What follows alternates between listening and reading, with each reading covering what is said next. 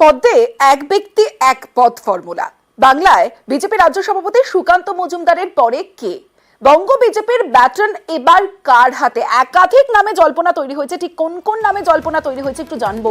মৈত্রী রয়েছে আমার সঙ্গে। মৈত্রী, বিজেপিতে বঙ্গ বিজেপির সার্বিকভাবে নিয়ম রয়েছে যে সেখানে এক ব্যক্তি দুটো পদে তিনি থাকতে পারেন, এবং সুকান্ত মজুমদার তিনি মন্ত্রী হিসেবে গতকালই শপথ নিয়েছেন এবং আজকে তাকে শিক্ষা এবং উত্তর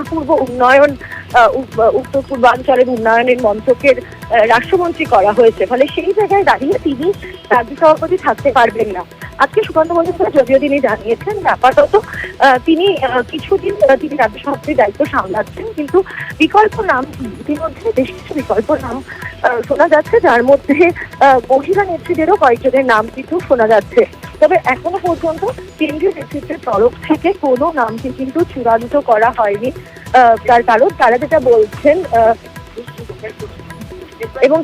বলছেন যে বঙ্গ বিজেপির ক্ষেত্রে সাংগঠনিক দিকের কথা মাথায় রেখে এবং একই সঙ্গে 2026-এর কথা মাথায় রেখে চূড়ান্ত করা হবে। সেক্ষেত্রে একাধিক নেতা নেত্রীর নাম উঠে আসছে। তার মধ্যে যেমন দিলীপ ঘোষ আছেন, লকেট চট্টোপাধ্যায় আছেন, এবং তার মধ্যে পুরনো নেতা নেত্রীদের নামও কিন্তু কিছু উঠে আসছে। জগন্নাথ সরকারের মতো সাংসদদের নামও কিন্তু সেখানে উঠে আসছে। বেশ, নতুন নাম ঘোষণা না হওয়া পর্যন্ত তিনি রাজ্য সভাপতি বলছেন সুকান্ত মজুমদার। দল ঠিক করবে, তবে দল আপাতত আমাকে রাজ্য সভাপতি রেখেছে। যতদিন রাজ্য সভাপতির পদে অন্য কেউ না আসীন হচ্ছে ততদিন পর্যন্ত রাজ্যের দায়িত্ব আমার।